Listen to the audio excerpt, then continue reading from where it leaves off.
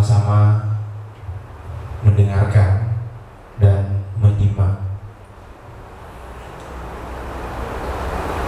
panduan durus memahami khilafah Islamiyah menurut kitab kuning, yang dalam hal ini akan disampaikan oleh Ustadzuna al-Kiram wal Muhtaram Kiai Haji Samsudin Ramadan.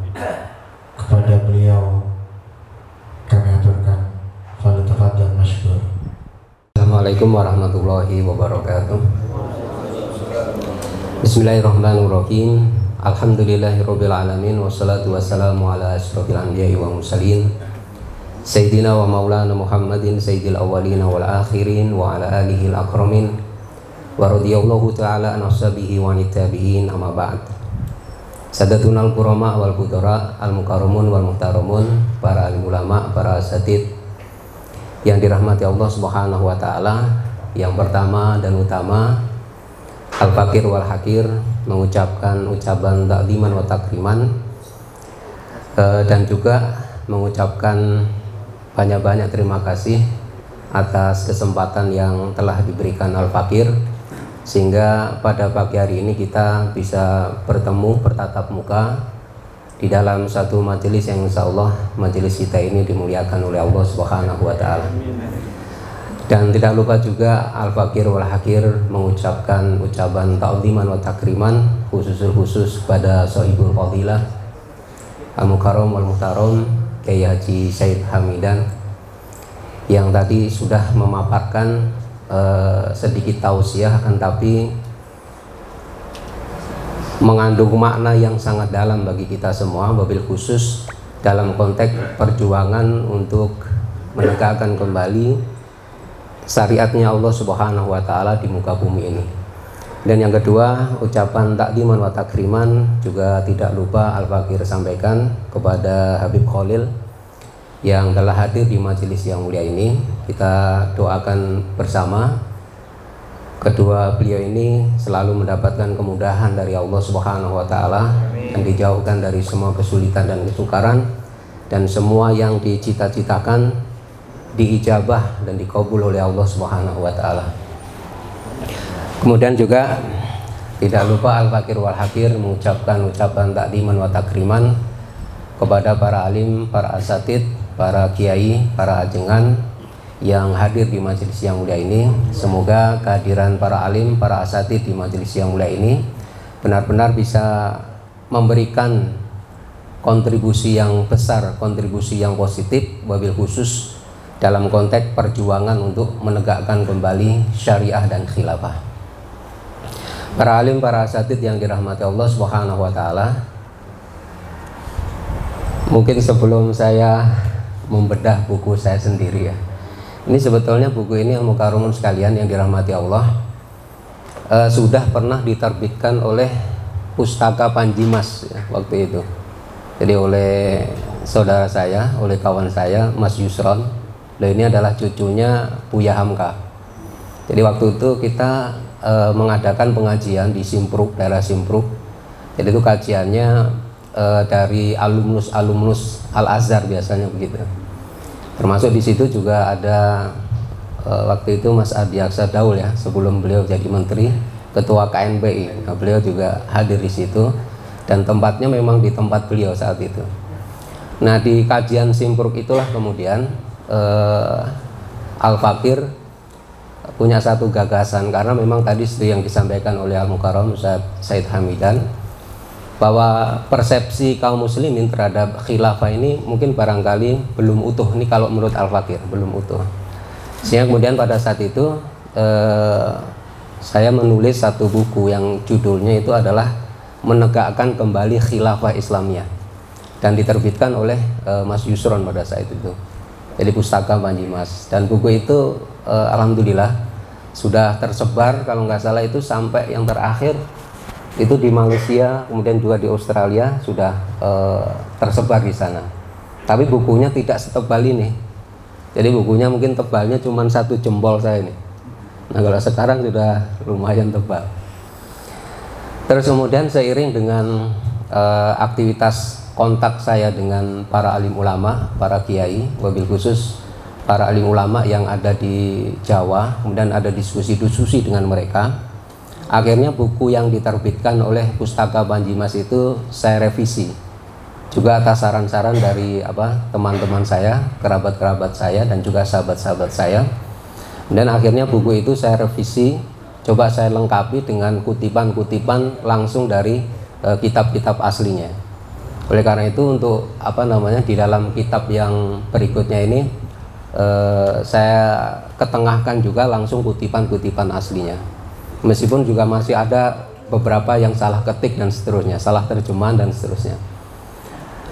Kemudian buku yang ada sekarang ini sebenarnya adalah edisi yang kedua. Dulu yang edisi pertama, kalau nggak salah sampulnya itu berwarna hijau. Dulu di Bekasi juga pernah dibedah di Islamic Center Bekasi. Kemudian juga kita bedah buku itu mulai dari Aceh istilahnya, Aceh sampai di Sorong itu pernah dibahas, dibedah. Termasuk salah satunya dulu kalau yang di Riau itu adalah Ustadz Abdul Somad waktu itu yang menjadi pembedahnya, salah satunya. Sebelum beliau terkenal. Makanya beliau dibulinya itu kan ikut HTI. Karena memang salah satunya memang beliau dulu pernah membedah bersama dengan Al-Fakir kitab yang saya susun di Riau. Kemudian edisi pertama itu karena sudah habis, kemudian banyak permintaan, akhirnya kita terbitkan kembali. Dan ini sudah istilahnya sudah saya upayakan untuk diteliti. Tetapi tetap saja di situ masih ada yang ya masih luput gitu dari dari sisi koreksi, kemudian juga dari sisi editingnya. Sehingga kalau mungkin di situ ada beberapa kekeliruan, maka mohon untuk dimaklumi. Insya Allah nanti akan kita perbaiki di penerbitan berikutnya. Jadi itu pengantar dari Al-Fakir tentang buku ini. Mengapa buku ini dikarang?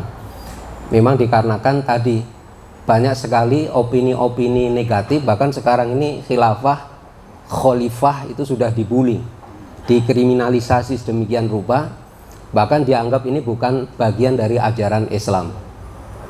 Bahkan ini di Indonesia sekarang ini sudah ada semacam ratifikasi undang-undang yang menginginkan khilafah itu disejajarkan dengan paham-paham terlarang lain, ya, seperti sosialisme ataupun komunisme. Bahkan ada juga upaya-upaya untuk menjadikan khilafah syariah itu sebagai common enemy, musuh bersama yang harus dilawan oleh umat Islam. Nah dari situlah kemudian Al-Fakir memandang kajian utuh terhadap khilafah Islamiyah itu menjadi sangat-sangat penting, wabil khusus di tengah sekarang ada upaya-upaya masif untuk meminggirkan, untuk mendiskreditkan, dan juga untuk membuli ajaran Islam yang sangat mulia. Para alim, para asatid yang dirahmati Allah SWT, mungkin sebagai pengantar bedah buku pada pagi hari ini saya ingin sedikit sampaikan dari PowerPoint yang sudah saya siapkan. Biografi. Oh, biografi. Kalau nama saya Samsudin Ramadan, Fatfi Samsudin Ramadan Anawi. Dari aslinya Jawa Timur. Dulu saya kalau ngaji di antara guru saya itu adalah Ustadz Ihya Ulumuddin. Beliau adalah murid dari Said Muhammad bin Alawi Al-Maliki Al-Hasani, itu salah satu muridnya. Ini sama Habib Khalil Al-Hasani. Terus kemudian saya juga belajar pernah belajar di kampus juga, kampus sekuler. Pernah. Kalau memang kecil karena di rumah saya itu banyak pesantren, ya saya kalau tidur di pesantren gitu, kecil. Tapi saya pernah kuliah juga, kuliah di universitas sekuler, di Universitas Airlangga Surabaya, pernah saya. Tapi mengambilnya agak berbeda jalur, ya menyimpang. Dulu saya itu sebenarnya pernah diterima di kedokteran. Tapi saya nggak ambil, saya ambilnya malah di kimia. Jadi di kimia ini bisa jadi Umar bin Khattab, Pak Kiai. Bikin Bob.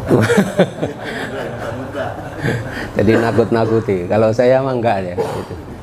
Kalau amalan saya mah hisip-hisip aja lah.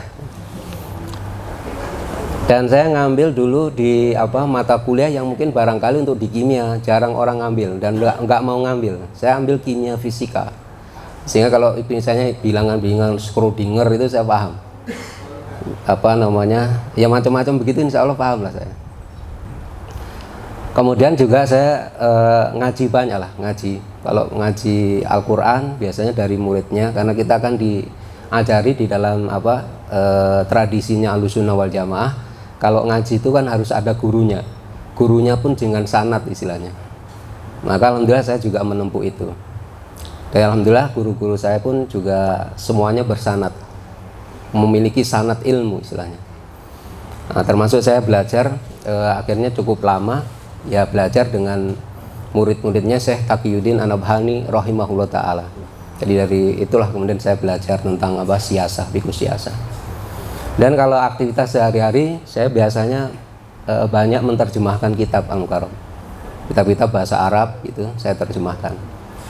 Di antara kitab yang saya terjemahkan, mungkin yang terjemahan itu mungkin ada lebih sekitar 5 itu mungkin lebih.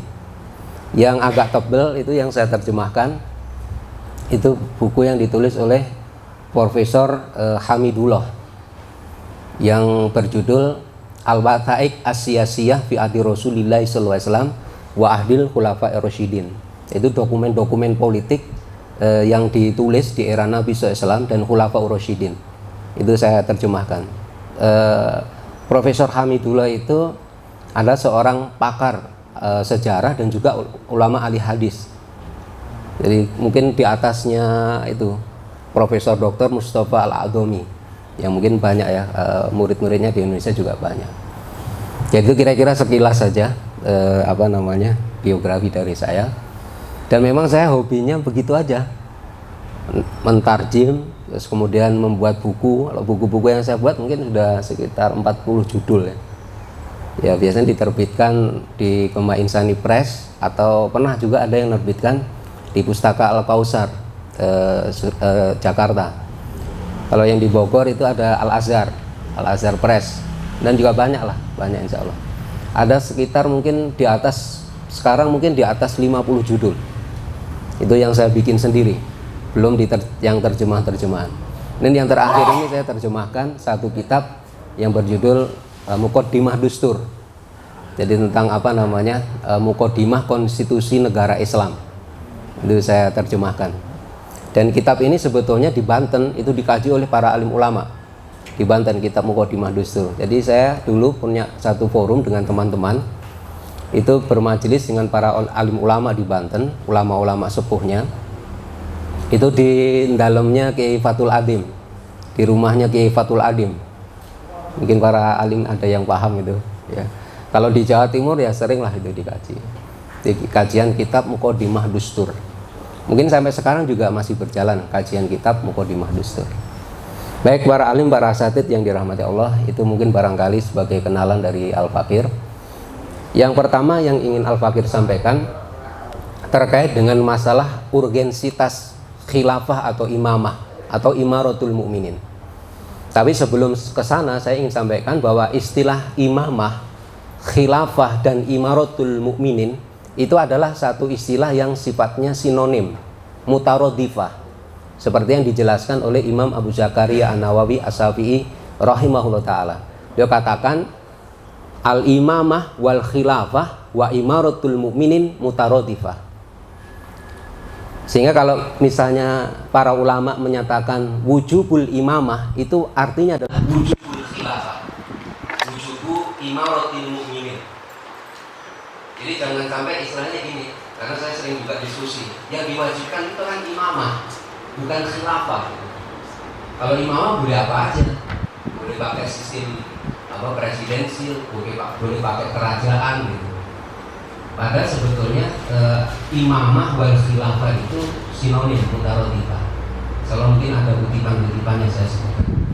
Dari sisi urgensitas, para ulama Ahlussunnah wal Jamaah itu telah menjadikan masalah imamah wal khilafah itu sebagai persoalan yang sangat-sangat urgen. Bahkan saking urgennya masalah imamah atau khilafah ini, di dalam buku-buku yang membahas masalah-masalah tauhid atau masalah-masalah kalam, di kitab-kitab ulama Ahlussunnah wal Jamaah itu dibahas secara khusus bab imamah di dalam kitab-kitab tauhid. Tetapi bukan artinya imamah wal khilafah itu masuk dalam bab akidah. Tidak. Beda dengan kelompok Syiah. Kalau Syiah memasukkan bab imamah itu menjadi bagian dari usuluddin. Tapi kalau Ahlussunnah enggak, babnya tetap bab syariah. Meskipun dimasukkan dalam bab syariah, imamah dan khilafah itu tidak pernah kehilangan urgensitasnya. Sampai-sampai para ulama Ahlussunnah wal Jamaah membahas bab imamah, bab khilafah itu di dalam buku-buku tauhid. Tapi supaya orang tidak salah paham, ini saya kutipkan salah satu maqalah, satu statement yang disampaikan oleh seorang ulama besar dari mazhab Syafi'i, Imamul Haramain, Imam Abdul Ma'ali Al-Juwaini As-Syafi'i rahimahullah taala, di dalam kitab Al-Irsyad. Beliau katakan di situ, al-kalamu fil imamah laisa min usulil i'tibar wal khattu ala man yazidu bihi yurabbi ala khatti ala man yajhalu aslan min usuluddin. Pembicaraan atau kalam para alim ulama di dalam masalah imamah itu laisa min usulil i'tibar. Maksudnya adalah beliau menyatakan mengapa ulama Ahlussunnah membahas bab imamah kok dalam buku tauhid, supaya nggak salah paham, supaya beda dengan kelompok Syiah. Dia katakan laisa min usulil i'tibar. Bab imamah itu bukan masuk dalam bab usulul i'tiqad. Tapi beliau katakan wal khattu ala man yazidi. Tapi bahaya bagi orang yang salah dalam imamah. Salah kita menetapkan sistem kepemimpinannya, kita salah memilih pemimpinnya, salah memilih aturan yang digunakan untuk mengatur urusan imamah atau urusan negara. Bahayanya jauh lebih besar dibandingkan orang yang tidak memahami salah satu bagian dari akidah Islam. Kalau panjenengan misalnya tidak paham bahwa iman pada hari akhir itu termasuk bagian akidah Islamiyah, kemudian menolak, wah itu bahaya. Tapi bahaya orang yang tidak paham dalam masalah usuluddin itu tidak lebih besar dibandingkan bahaya orang yang keliru dalam masalah imamah. Jadi untuk menunjukkan kepada kita betapa masalah imamah wal khilafah itu persoalan yang sangat urgen. Kemudian yang kedua, ini saya kutipkan yang ditulis oleh Imam Al-Ghazali di dalam kitab Al-Iqtisad fi I'tiqad. Beliau katakan, ini masyhur ini maqalahnya, ad-din usul wa sultan harisun pamalahu salahu pamahdumun pamala harisalahu fadhil. Jadi dia katakan agama Islam itu adalah asas. Islam itu mestinya juga dijadikan sebagai asas, termasuk asas negara. Makanya dulu ulama-ulama dari ulama-ulama sepuh kita dulu, baik itu yang dari Masyumi ataupun Nahdlatul Ulama dari PII, itu pun semuanya menolak Pancasila itu dijadikan sebagai asas negara. Anda bisa melihat itu di sidang Badan Konstituan ataupun Badan BPUPK itu cuma menolak. Tapi nggak tahu deh sekarang. Termasuk Muhammadiyah di Bagus Hadi Kusumo itu benar-benar menolak. Mereka menginginkan asas negara itu adalah Islam. Termasuk Pak Nasir sudah kenal statement beliau di literatur yang bisa terpercaya, sangat terkenal. Itu maqalah yang disampaikan oleh Imam Al-Ghazali. Dan urgensitas imamah atau pemerintahan itu adalah untuk menjaga agama Islam. Kalau agama Islam itu tidak ada negaranya, tidak ada penguasanya, ya fadha'il, maka agama Islam itu akan terlantar. Artinya tidak bisa diterapkan secara sempurna. Kemudian yang berikutnya ini saya kutipkan di dalam kitab yang ditulis oleh Imam Abu Zakaria An-Nawawi As-Syafi'i, Raudhatul Talibin. Kitab Raudhatul Talibin mungkin para ahli ulama banyak yang sudah mengaji kitab ini. Terutama kalau muridnya Nur Ali pasti sudah mengaji kitab Raudhatul Talibin. Nah, dia katakan al-falsus tsani fi wujubi imamah wa bayani turuqiha. Lagu dari umat ini imami mukimudina wa yang suruh sunata. Ila akhir beliau mengatakan di situ ada satu fragmen beliau katakan, kultu, saya berpendapat tawali imamah fardu kifayah. bahwa menegakkan imamah, yang dimaksud imamah itu ya khilafah atau imamatul mukminin, itu hukumnya adalah fardu kifayah.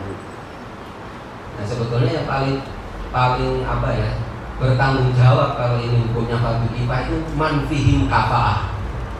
Ya, para ulama, para tokoh yang punya kekuatan pengaruh, kekuatan militer, termasuk kekuatan fisik yang bertanggung jawab. Sedangkan kalau yang nggak punya kafaah, ya punya tanggung jawab juga, cuma tanggung jawabnya nggak terlalu berat. Kita lanjutkan. Ya, kemudian menegakkan khilafah Islamiyah itu merupakan satu kewajiban yang sudah disepakati ulama Ahlussunnah wal Jamaah. Jadi para ulama Ahlussunnah wal Jamaah itu tidak pernah berselisih pendapat dalam masalah ini tentang wujubul imamah atau wujubul khilafah. Mungkin saya ingin sampaikan satu kaidah yang mungkin barangkali tadi juga saya jadi terinspirasi dari Al-Mukarram Kiai Haji Syekh Hamidan. Ini sekarang umat Islam itu tidak bisa membedakan mana yang dia itu harusnya bisa tasamuh dan mana yang dia itu harus strike. Gak boleh tasamuh, gak boleh toleransi. Mana pada saat kaum muslimin itu harus mengatakan saudaranya mungkar, yang harus diamar ma'ruf nahi anil munkar, dan mana yang dia tidak boleh menganggap saudaranya itu mungkar. Ada kaidah ke-35 di dalam kitab Al-Asqawan Ad-Dhair yang ditulis oleh Al-Hafidz Asy-Syafi'i, berkatakan la yungkaru al-mukhtalatu bihi wa innama yungkaru al-mujma'alih. Tidak boleh diingkari atau tidak boleh dianggap melakukan kemungkaran dalam perkara-perkara yang mukhtalafu fihi, yang hukumnya masih diperselisihkan di kalangan para ahli ulama. Jadi Indonesia kalau misalnya nih, saya punya pandangan kalau di kalangan nahdien, tawasul bidatin Nabi sallallahu alaihi wasallam bagai intikoli ila rabbil a'la, itu enggak masalah. Tapi sebagian menolak tawasul dengan zatnya Nabi SAW setelah dia wafat. Tapi ada saudara kita yang lain itu mengatakan nggak boleh kalau tawasul dengan orang yang sudah meninggal. Mestinya kita dalam konteks ini tetap tidak boleh menganggap saudara kita yang berbeda pandangan dengan kita dalam masalah khilafiyah itu melakukan kemungkaran. Nggak boleh sama sekali. Mengapa hakikatnya saudara kita itu nggak melakukan kemungkaran? Karena dia mengamalkan fatwa hukum yang telah diistimbatkan oleh ulama yang juga kredibel. Yang harus diingkari itu cuma satu, perkara yang sudah disepakati hukumnya oleh para ahli ulama.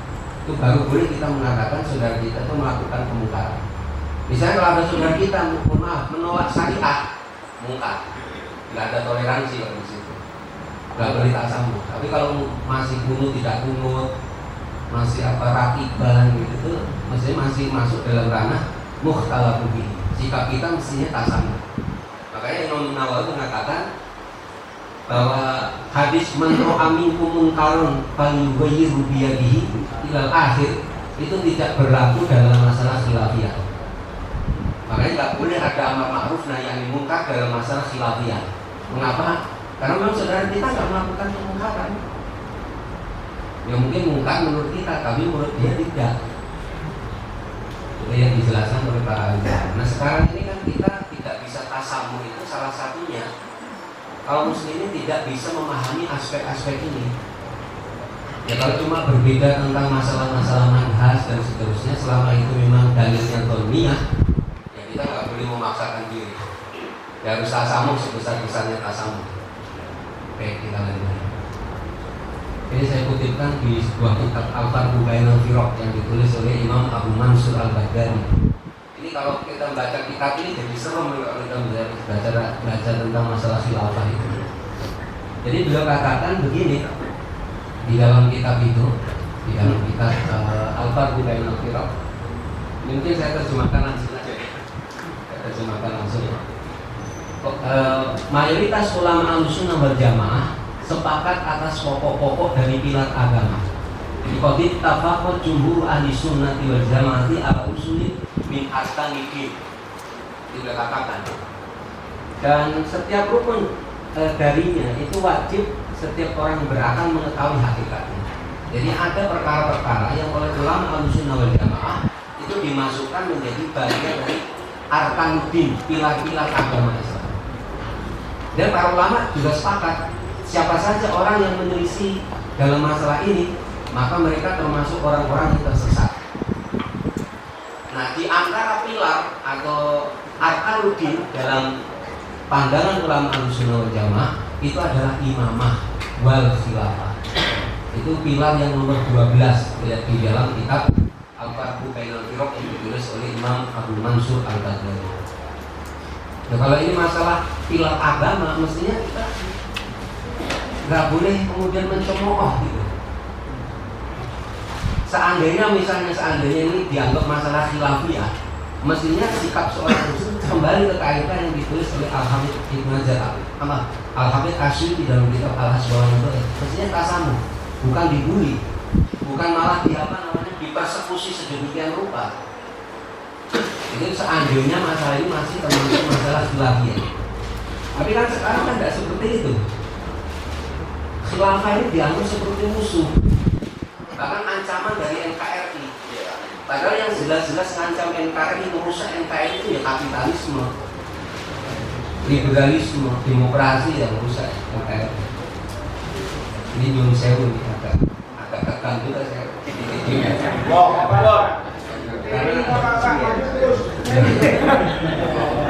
Dulu saya tuh kalau ke Jakarta pertama kali, begitu dengar Priok itu langsung keinget di sini. Saya di sini, ingat di sini. Makanya sebetulnya saya itu dulu pernah membuat kampus dengan atas nama PTGI juga. Sebetulnya pernah. Ini ke Hamidah mungkin agak lupa, tapi saya nggak lupa karena pernah ikut tanda tangan karena dia dulu tuh kayaknya masih ganteng gitu. Sekarang tambah ganteng. Jadi ini sebetulnya masalah imamah khilafah itu termasuk arkanuddin, pilar agama Islam. Kita lanjutkan ya. Kita lanjutkan. Kemudian saya ingin juga kutipkan, ini mungkin barangkali supaya tidak ada subhat lagi. Di dalam kitab yang ditulis oleh Imam Ibnu Hasan, madhabnya madhab Dohiri ya. Di dalam kitab yang berjudul Maratidul Ijma'. Dia katakan di situ wattafaqu anal imamah fardun. Para ulama itu sudah sepakat bahwa imamah itu fardun. Fa'anau labudda min imamin. Bahwa sudah menjadi satu keharusan umat Islam itu punya imam, punya khalifah, punya amirul mukminin yang tunggal di seluruh dunia. Dan dia katakan kecuali kelompok an-najdat, khasa an-najdat, kelompok an-najdat. Dia bilang bahwa imamah itu tidak wajib, hukumnya sunnah. Itu dianggap menyimpang. Dan dia katakan wattafaqu annahu la yajuzu ayakuna 'ala muslimina fi waqtin wahidin bi jami dunya imamani la muttafiqani wa la mutafariqani wa la fi makanaini wa la fi makanin wahidin. Dan juga kesepakatan ulama Ahlussunnah wal Jamaah adalah tidak boleh ada di tengah-tengah kaum muslimin pada waktu yang sama di seluruh dunia imamani, dua orang imam, dua orang khalifah, tidak boleh. La muttafiqani wa la mutafariqani. Tidak mereka itu sepakat atau berpisah. La fi makanaini wa la fi makanin wahid. Tidak juga mereka berada di dua tempat atau di satu tempat. Jadi sebetulnya masalah kepemimpinan tunggal ini juga satu perkara yang sudah disepakati ulama Ahlussunnah wal Jamaah. Tapi sekarang umat Islam dipecah belah. Pemimpinnya banyak dan lemah, pemimpinnya lemah. Banyak yang diantara mereka itu, mohon maaf, jadi ante-antenya orang-orang kami. Kita lanjutkan ini. Dan mungkin yang perlu Al-Fakih sampaikan juga adalah kewajiban mengangkat seorang imam dan seorang khalifah itu juga merupakan perkara yang sudah disepakati ulama Ahlussunnah wal Jamaah. Tidak ada perselisihan pendapat di kalangan mereka. Yang mungkin yang saya ingin kutipkan, ini sebenarnya ada saya kutipkan dari 4 madhab, tapi saya ingin baca satu madhab saja. karena semuanya hampir sama. Di dalam kitab yang ditulis oleh Imam Qurtubi, seorang ulama besar dari Madzhab Maliki. Jadi beliau katakan di dalam kitab Al-Jami' ila Ahkamil Quran atau Tafsir Al-Qurtubi, hadil ayat aslun fi nasbi imamin wa khalifatin yusma'u lahu wa yufa. Itu setaman bil kalimatu wa tunaffada bi ahkamul khalifah. Wala khilafah fi wujubi dzalika bainal ummah wala bainal a'immah ila ma ruwiya an al-ashab. Ayat ini adalah dalil paling asal yang digunakan oleh ulama Ahlussunnah wal Jamaah menetapkan kewajiban mengangkat seorang khalifah. Ayatnya tadi dibaca oleh Qori. Saya juga kalau ada, mohon maaf, ada yang mengatakan mana ayat Al-Quran yang menunjukkan wajibnya mengangkat seorang khalifah. Loh, ulama Ahlussunnah wal Jamaah itu menjadikan surah Al-Baqarah ayat 30 dalil asal atas wajibnya mengangkat seorang khalifah. Kemudian beliau katakan di situ wala khilafah, tidak ada perselisihan pendapat, tidak ada khilaf di antara para alim ulama mengenai wajibnya masalah ini, baik di kalangan umat Islam maupun di kalangan para alim ulama, kecuali yang diriwayatkan dari Ashab. Ashab ini ulama Mu'tazilah yang punya pendapat mengangkat seorang imam itu tidak wajib. Dan kita lanjutkan kemudian ini kaidah yang mungkin barangkali juga sudah masuk yang kita pahami bersama-sama. Malayatimul wajib ila dini qawa wajib. Kita nggak akan mungkin bisa menegakkan syariat Islam secara kafah kalau tidak ada daulah al-Islamnya. Tidak akan mungkin. Makanya Imam Ibnu Taimiyah mengatakan di dalam kitab As-Siyasah Syariah, yajibu ayyuraf anna wilayata amrin nas min a'dhamil wajibatin. Bala qiyamah dini wal dunya illa biha. Yang disampaikan oleh Imam Ibnu Taimiyah. Dan yang berikutnya ini saya kutipkan dari Syekh Muhammad Abu Zakr. Ya. Ini sebetulnya kalau kita bicara secara fikih, sistem pemerintahan di dalam Islam itu cuma satu, khilafah Islamiyah. Karena inilah yang secara sahih pernah ditempuh oleh para sahabat yang mulia. Secara sorry, kalau dalam sejarah pernah diterapkan, bukan belum pernah diterapkan, pernah diterapkan. Yang mestinya kalau kita mau ngikuti Nabi, ngikuti para sahabat dalam hal pemerintahan, mestinya ikuti para sahabat, yakni menegakkan khilafah, membina khilafah Islamnya. Tapi kalau sekarang kan umat Islam kan taat nama Rasulnya kan kalau dalam bab ibadah, sholat, hadisnya keluar tuh solu kamaro aitu soli, sholat harus sesuai dengan sholatnya Nabi. Tapi begitu berpemerintahan, nyun sewu ikut Montesquieu, gitu. Itu demokrasi. Aturan yang pakai aturan orang-orang barat. Kita lanjut lagi, tidak usah saya bacakan. Kemudian ini yang perlu saya sampaikan tadi dalam kitab Al-Majmu' yang ditulis oleh Imam An-Nawawi. Yang kitab Al-Majmu' di kitabnya masuk. Wal muradu bil imam, yang dimaksud dengan imam yang tadi diwajibkan oleh para alim ulama, ar-ra'isul a'la li daulati, pemimpin tertinggi pada sebuah negara. Wal imamah wal khilafah min imratul mu'minin mutaradifah. Jadi berkatakan imamah, khilafah, ada imaratul mu'minin, itu adalah sinonim. Lalu apa yang dimaksud dengan khilafah atau imamah? Wal muradu biha ar-riyasatul 'ammatu fi sumuddin wa dunya. Yang tadi disampaikan oleh Mukarram bisa Kiai Haji Said Hamidan, bahwa yang dimaksud khilafah itu kepemimpinan umum di dalam mengatur urusan agama dan urusan dunia. Itu sih kayak gitu aja dari sini.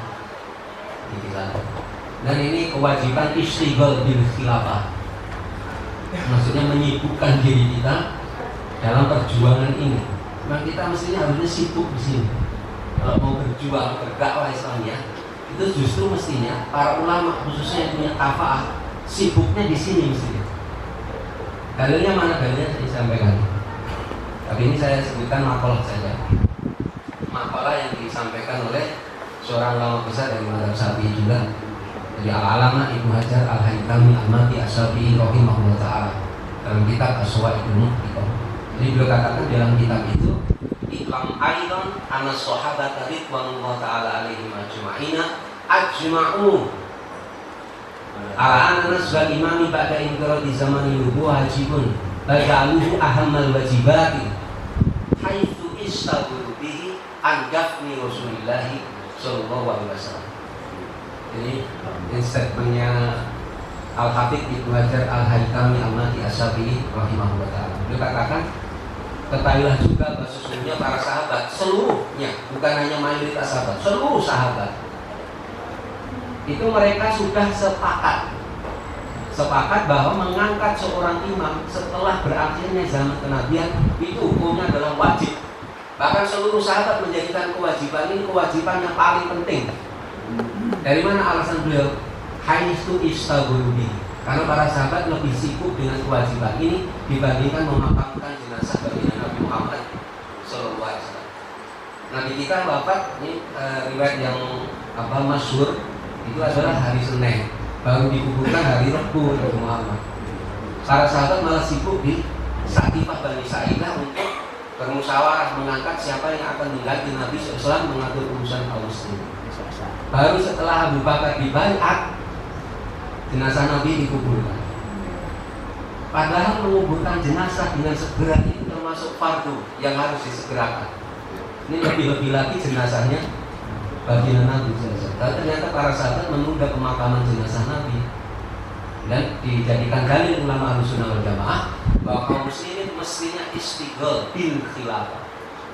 Dan sekarang ini khilafah udah nggak ada, kita masih sibuk yang lain gitu. Sibuk ngurusi sistem pemerintahan barat, sibuknya di demokrasi. Mestinya harus tegakkan itu khilafah. Tapi juga jangan sampai ya tadi sibuk khilafah juga jangan. Sibuk khilafah itu khilafah semu maksudnya. Dan banyak orang yang juga sudah mengklaim punya khilafah ya. Nah jadi ini para alim yang dirahmati Allah SWT, kita lanjutkan ya. Dan yang terakhir ini saya ingin sampaikan sebagai mukadimah. Jadi tegaknya khilafah Islamnya itu termasuk bagian dari janji Allah Subhanahu wa taala.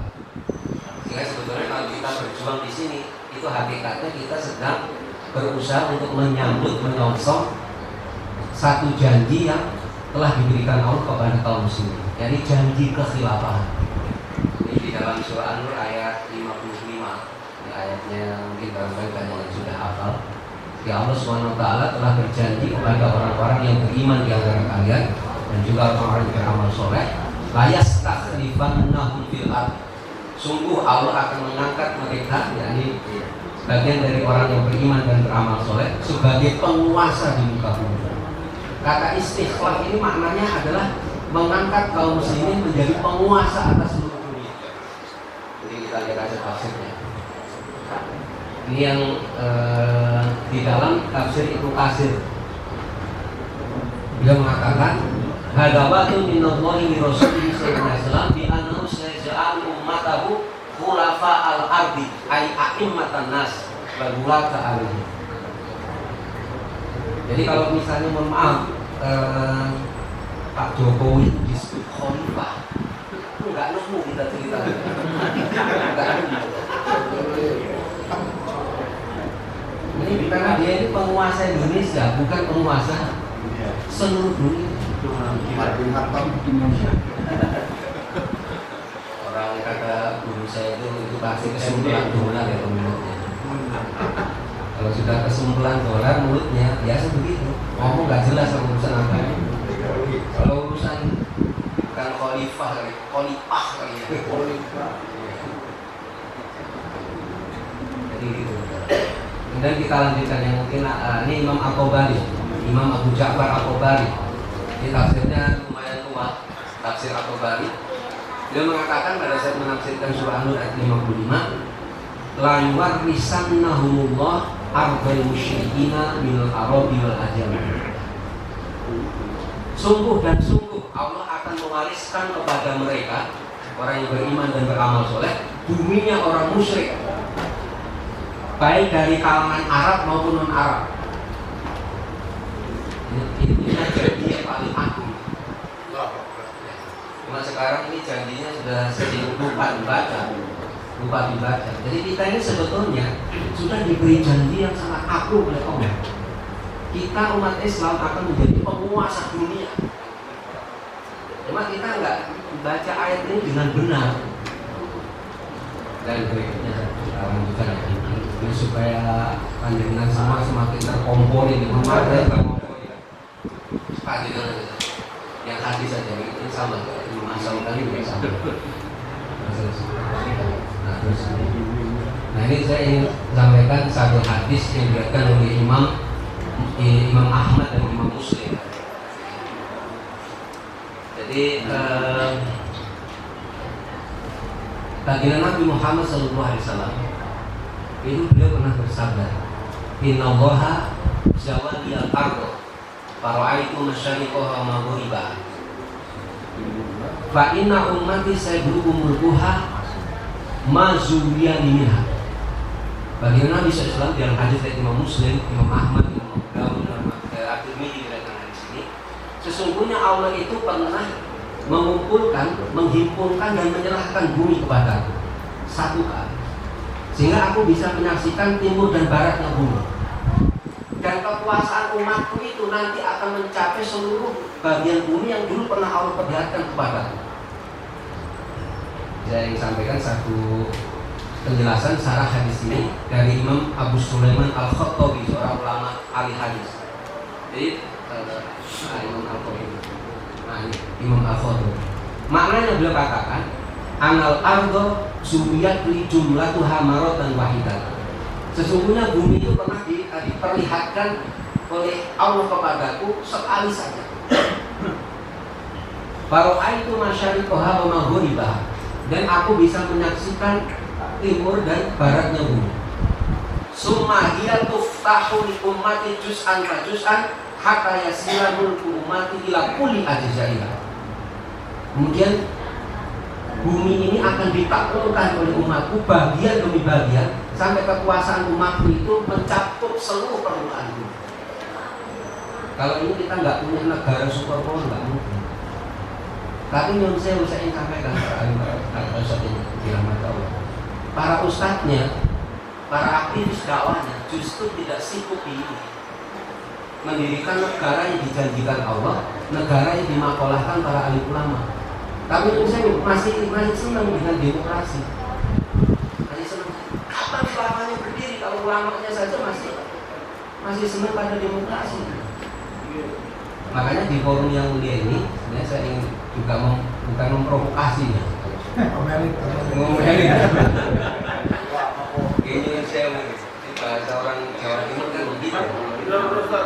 Jadi begitu. Jadi saya ingin sampaikan kepada para ulama, nyun saya bukan jenengan jangan sibuk lagi dengan sistem pemerintah orang-orang kafir.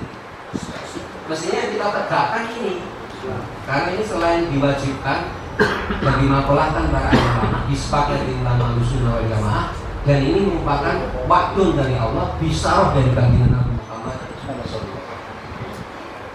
Ustaz, apa mungkin? Jadi tadi pertanyaannya yang disampaikan itu benar, saya sering ditanya, apa mungkin mau kita punut atau nggak punut aja berantem tengah mati? Ya karena kita nggak pernah mensosialisasikan kaidah ke-35 dalam kitab Al-Aswar Nadoeh. Sehingga umat Islam itu mau-mau saja berantemkan dalam masalah-masalah khilafiyah. Tapi kalau umat Islam kita sibukkan dalam persoalan qadhiyah nasiriyahnya, qadhiyah yang al-muhimmah bahkan ahammah, maka insya Allah masalah khilafiyah itu akan selesai sendiri. Tapi tetap harus dipahamkan bahwa masalah khilafiyah itu memang nggak akan pernah selesai. Orang para ulama yang lebih jago dari kita nggak pernah selesai diskusinya. Masa kita yang nggak jago malah sibuk di situ. Dan senang orang-orang kafir. Jadi itu para alim, para asatidz yang dirahmati Allah yang bisa Al-Fatih sampaikan di dalam kita kali ini. Yang intinya mestinya kita sebagai umat Islam sibuk di sini. Jangan sampai justru kita menyibukkan di sana, di sisi pemerintahan yang bukan Islam. Terus gimana caranya? Apakah mungkin? Kalau Allah memerintahkan itu pasti mungkin. Mungkin bisa kita lakukan, karena Allah tidak akan pernah mentaklid hambanya di luar kesanggupan hamba. La yukallifu nafsan illa wus'aha. Oke, barangkali itu yang bisa kami sampaikan. Kurang lebihnya apa yang dimaafkan. Dari topik bagi saya bagi saya. Wahyu muwaffiq ila aqwamit thoriq. Assalamualaikum warahmatullahi wabarakatuh. Waalaikumsalam.